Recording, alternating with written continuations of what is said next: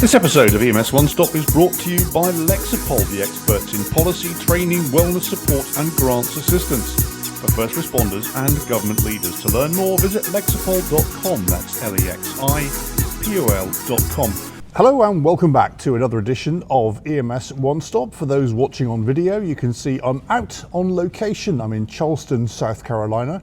I'm at the EMSpire Conference, and it's the second version of this. We've been to Green Bay already with my guest here, Matt Zavadsky, and we're back here for the second edition of EMSpire here in the amazing city of Charleston.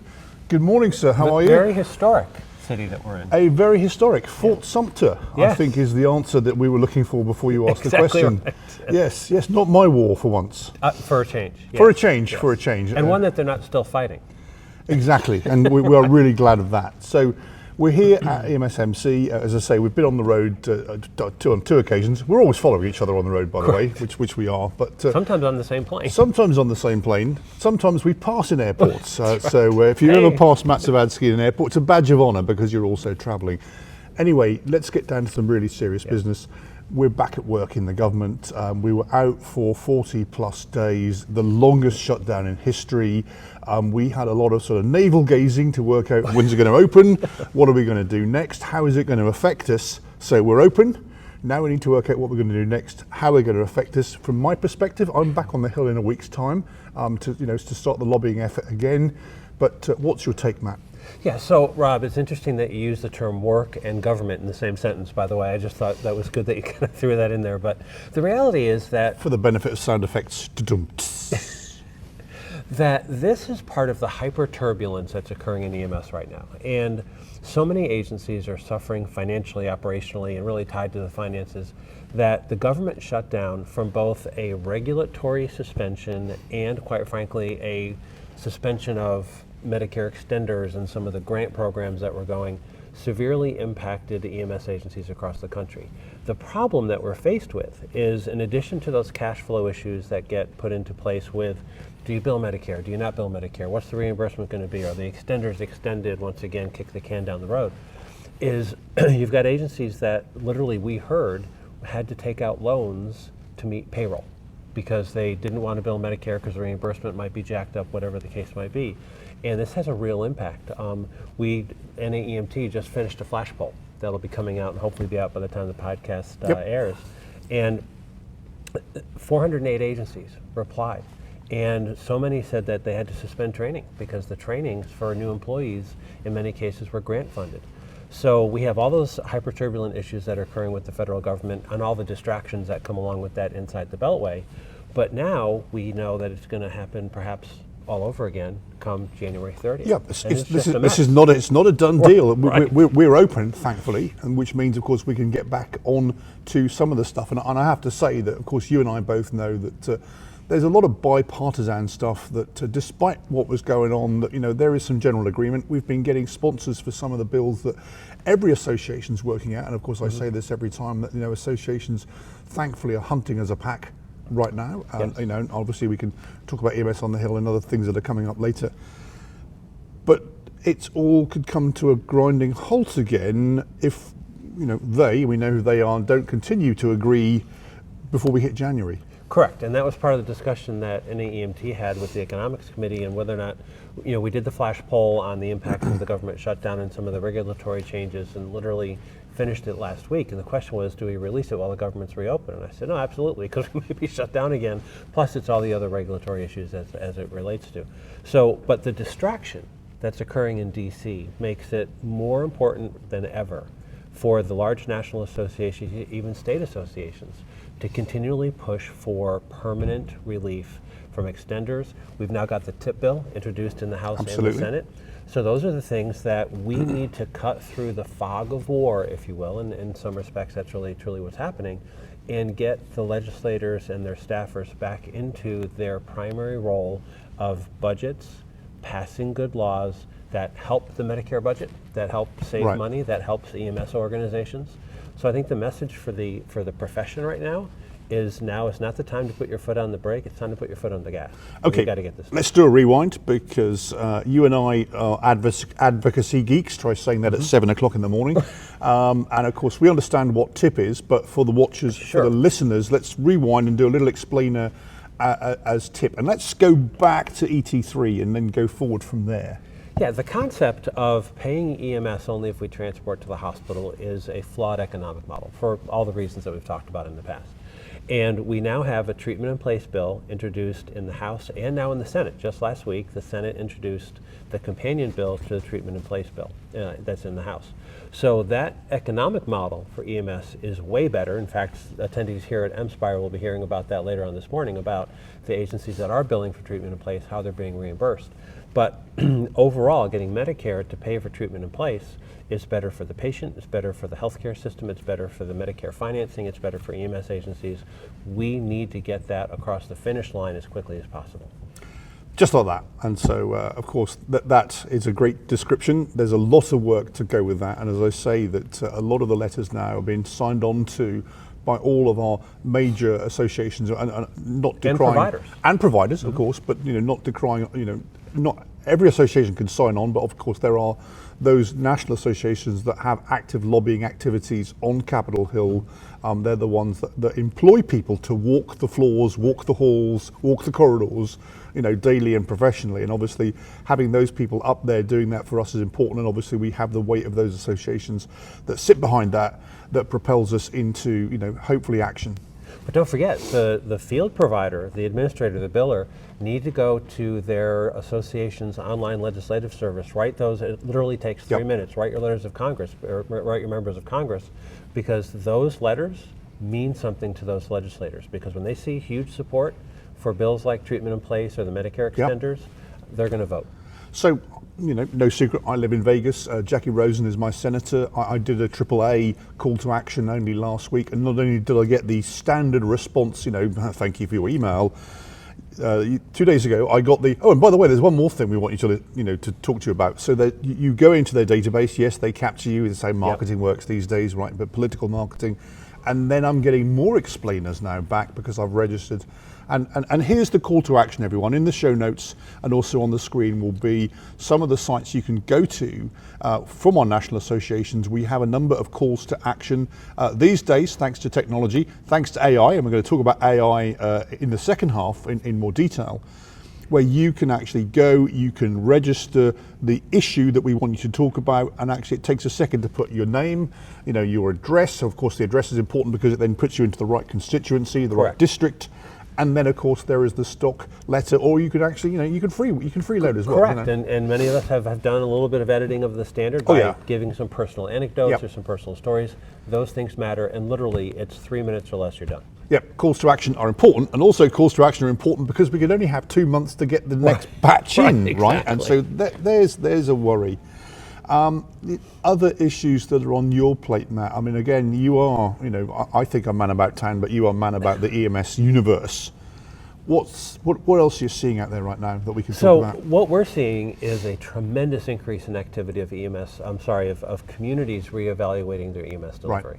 Right. It's a great time to be an EMS consultant, I got to tell you, because there are cities all over the country, large, small, in between, that are really suffering from staffing issues, finance issues, systems that were able to be non-subsidized for years no longer can be, and they're really looking at that. So for your viewers, they need to look at that internally, critically right now, and say, are we doing everything we can to assure good clinical outcomes, good operational efficiencies, and good financial efficiencies? Because if you're not bringing that to your city or county leadership, they're going to become knocking on your door pretty quick. So one of the things that we're doing is that we have a website, which is emsintel.org, where we are curating, collecting, gathering, putting together all of these stories around the EMS world. And the reason we're doing that, and you can actually then group them and collate them and analyze them, is because people think they're operating in isolation, they're operating in a vacuum, where it's in only fact, me. It's not, and it's not only you, and we know that because, of course, what things I always used to say, right? This is sort of Rob back in the years, shaking the boot outside the food line or insert name for local supermarket no longer funds your system. Volunteers and volunteerism is diminishing, and they're having to be replaced with people you actually have to really pay to do the job. Shock horror. A lot of localities are going, hang on a second, this isn't budgeted. Right. Sometimes, we have to then go to, and we see this in the news track all the time, let's have a tax lien, let's have a, referendum, let's use an Englishism here. And of course, they never usually, from what we are seeing, they don't always work, they're not always voted through, the measures don't get there. Right, and there's a problem. What's interesting, Rob, in that EMS Intel, and truly recommend people go look at that, is that 85% month in, month out of the local and national news stories about EMS are about either funding, staffing, or response times. Right. One of those has very minimal impact. We've talked about that extensively. Thousands of examples on EMS Intel, by the way. Yeah, so almost have a look at 4,000 that. now. Wow, Right, that's Rob, amazing. recently. And let's shout out to Rodney Dyke, who's our sort of head curator. That's right. And we apologise for the lady walking in front of the screen there. That's live television, people. So Rodney Dyke, Rodney, thank you very much for being our sort of head curator of this stuff, and it's a thankless We're just task. Contributors. He's the curator. Indeed. And so have a look at that, because of course there's a lot of issues there that you can actually use. I mean, we have briefed national news outlets. We have briefed national politicians about when an issue comes up. Why is it just happening in my district? Actually, no, it's everywhere. Right. It's one of those rare times when we often say when you've seen one EMS system, you've got an EMS system, but there are some common themes. Yes. And staffing, response times, and finances are a common theme through whether you're Chicago, Miami, or little town in Iowa. Yeah, and right now I'm seeing funding, taxation, tax liens, failing measures, and then, oh dear, what are we going to do now? And of course the other one is that I only want to pay for EMS in my district, and what's his mutual aid business, or why are we back? Why are we bailing out next? Why are we paying to send our resources somewhere else? Big issues. We've always done that because it's the right thing to do. Now people are going, hang on a second, there's a dollar sign attached to this. Yeah, it changes everything. Yeah. Hyper-turbulent times. Hyper-turbulent times. That's what this episode is going to be called. So when we come back after the break, we're going to replace you with another member of the PWW advisory group, and that's Dr. Shannon Gollnick. And now Shannon has started writing stuff for EMS One, so you can see Shannon's work there. He doesn't know we're going to do this, but you've been working with Shannon as a colleague. Give us the Shannon, a quick take on Shannon before we have him over. Yeah, absolutely brilliant, and he is an AI genius. And the things that he does and the things that he's researched and looked at how it's going to impact our profession, phenomenal. Watch him, follow him, amazing human and super smart. So I know you get the green coat of the 5+ appearances on EMS One Stop now. So we'll have to start doing some sort of award. But for the minute, Matt, thank you very much, sir. Always a pleasure, Rob. Thank you. We'll be right back after this message. Lexipol empowers first responders and public servants to best meet the needs of their residents safely and responsibly. Serving more than 2 million public safety and government professionals in over 8,000 agencies and municipalities, Lexipol offers a range of solutions that includes policies, training, behavioral health resources, news and analysis, and grant assistance services for law enforcement, fire and rescue, EMS, local government, and other agencies dedicated to public safety. To learn more, visit lexipol.com. That's LEXIPOL.com. And we're back, and don't forget, that was the voice of Jim Dudley, who does all the voiceovers for us at EMS One Stop. Jim, of course, is a presenter of Policing Matters over on Police One, so make sure you go over, you have a listen. He has some amazing guests from the entire range of public safety on. Also, before we start talking to our next guest, please make sure that you like and subscribe wherever you get your podcast. Don't forget, we're also on video over on YouTube, so you can see us, hear us, see us, and there's graphics, charts, or indeed today, a live backdrop. I'm here at the EMSpire Conference in Charleston, South Carolina. Before the break, Matt Zavadsky talked about the situation up on the hill. It's open at the moment. It could be closed again. It could be open again. We'll find out later. But at the EMSpire Conference, we also had a chance to hear from my guest here, Dr. Shannon Gollnick, and we talked about AI in EMS, talked about AI in general. You gave an amazing presentation. Thank you. You're also now a regular contributor to EMS One. I am, and yes. We've read some fantastic stuff Thank you. From Shannon there. Before we go any further, though, again we're on video, so now you can see the man. But for those that are listening, let's have the Dr. Gollnick 101. What's your backstory? So I've been in EMS since '96. I've been a paramedic since 2002. I spent a good portion of my time in the public safety sector. before deciding to get into EMS leadership. I ran organizations across the Midwest, both from an operational supervisor standpoint all the way to the executive level, and started pursuing my academic career as well in understanding organizations. So my doctorate is in organizational psychology, so how organizations function, hoping that I can provide some insight to how we can lead our organizations a little bit better into the future. So how organisations function, you must have a field day at EMS, let me tell you, because we put the and, fun you're in and you're in the right job here as well. We then. put the fun in dysfunction, as I like to fun say. into function, that's fantastic. So one of the things that you've written about for EMS one of the things that you talked about here at EMSpire, both here and of course in Green Bay when we were up there, talk about AI, because it seems to be that sort of, it's the spectre that we are embracing everywhere. But if we brought Doug in here, he'd throw the word HIPAA at me immediately.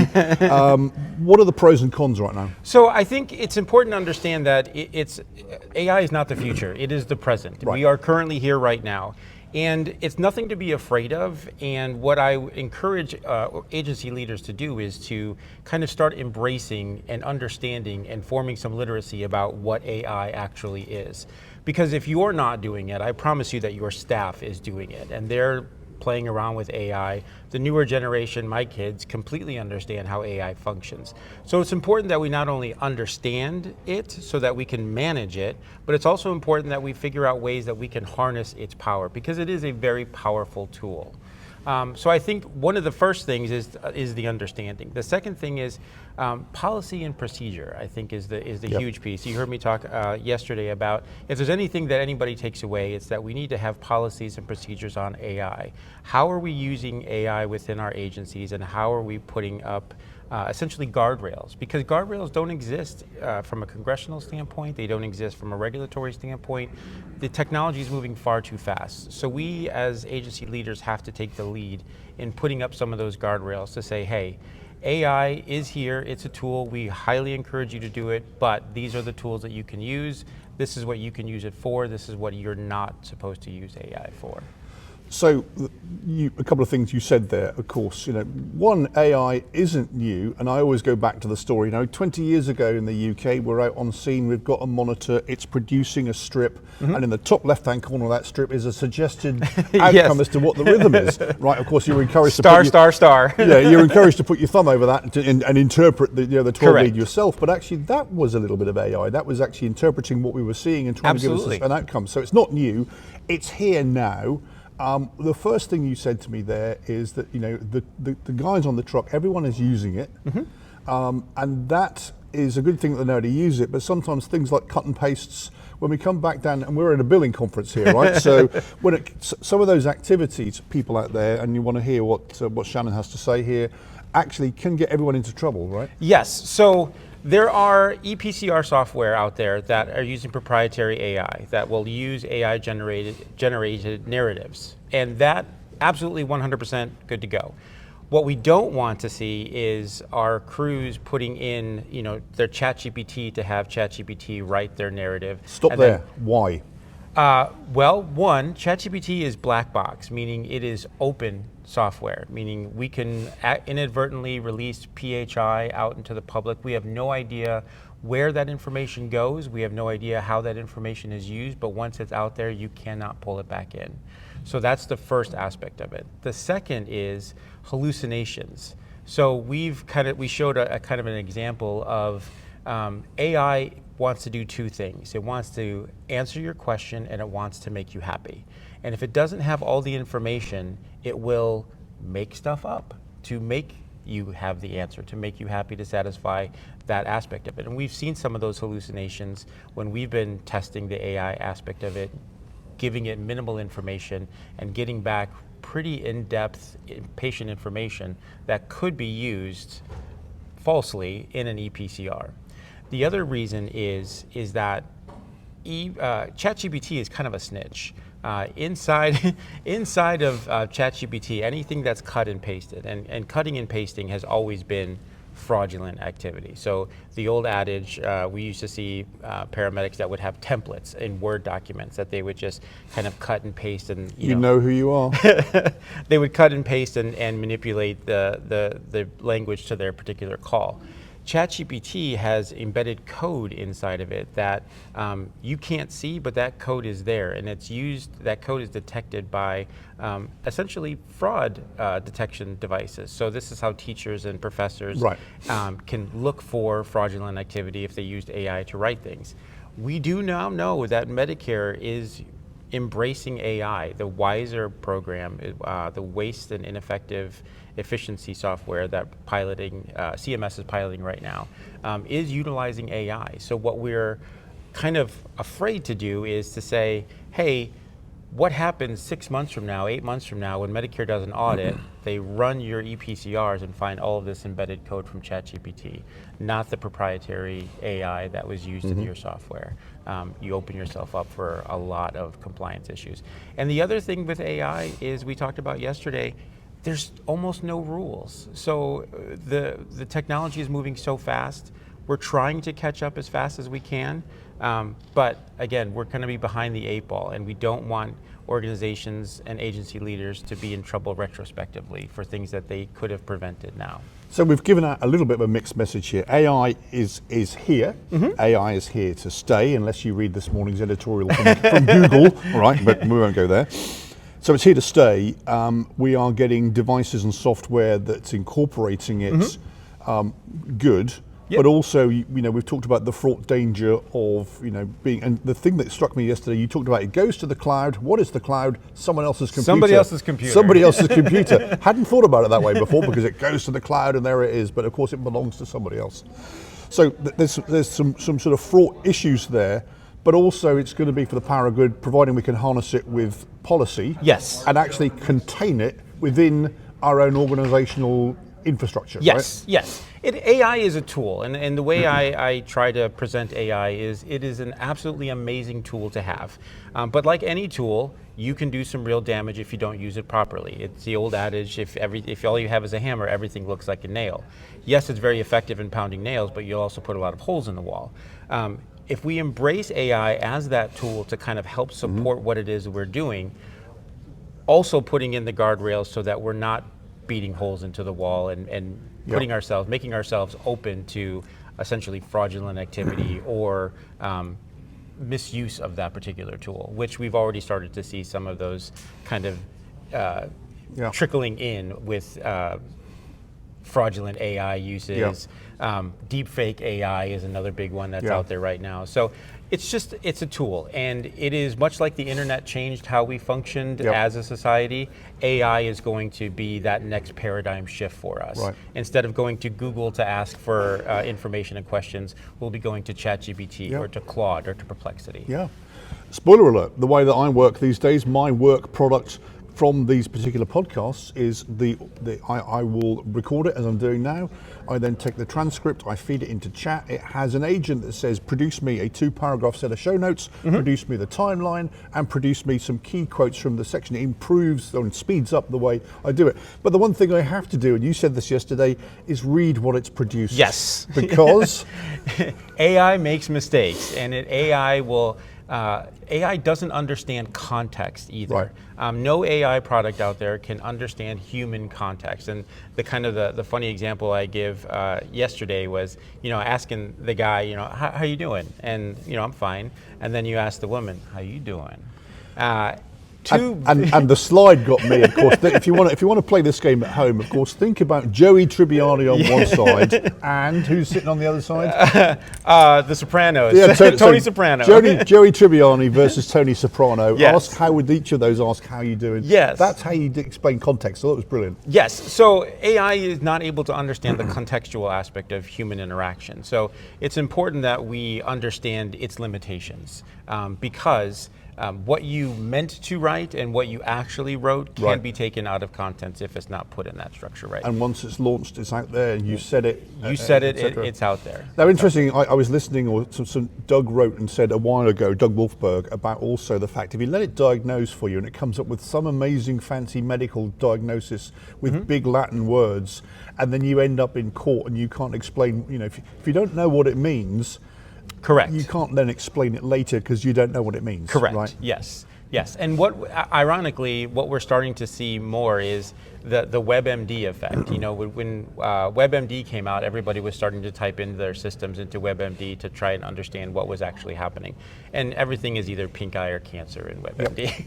Yep. In ChatGPT, it's giving them very elongated diagnoses possibilities, but if the patient is not able to actually articulate what it is they're experiencing, AI has no context of how to actually interpret those results. So we're seeing some errant aspects of it if it's not used properly. Okay, so really to summarize, it's here. It's here. It's a good thing. If you are a chief out there, go to your chief clinical officer, your chief administrative officer, and say the following phrase: do we have an AI policy? Correct. Yes. That's the first thing. Yes. What should that policy contain?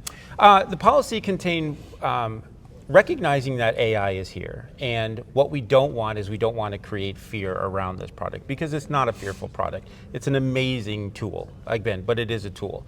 The other thing is we want to be specific in what decisions we're allowing AI to do, and we want to be specific in the products that we're providing to our staff. So if you are using an EPCR software that has AI in it, absolutely 100% go for it. That is secured, it is HIPAA compliant, it is taking its own information and making that AI. We want to be clear that we're not allowed to use ChatGPT to make clinical decisions. We're not using ChatGPT to make clinical narrative decisions. We're using it strictly at an administrative level, and everything that you use it for has to be double checked. Well, there you have it. So that was EMS One Stop for this week. Our first guest, of course, Matt Zavadsky. Dr. Shannon Gollnick, thank you for joining us. And so make sure that you have a listen to this. Also make sure that you read Shannon's work at EMS One. And if you get a chance, get into a room and hear him speak on the topic of AI. We weren't here to actually scare you off it. We're here to let you know that it's here. But we have to, it's like having a tiger, right? We all love to have a tiger, but it has to be contained in some sort of guard, otherwise it's going to run rife and cause havoc, and we don't want that. Ask that person from Tiger King, you know what I mean? Anyway, that was EMS One Stop for this week. Please make sure you like and subscribe. Check us out on YouTube, check us out wherever you get your podcasts from. I've been Rob Lawrence. My guest was Dr. Shannon Gollnick, Matt Zavadsky. Till next time, bye for now.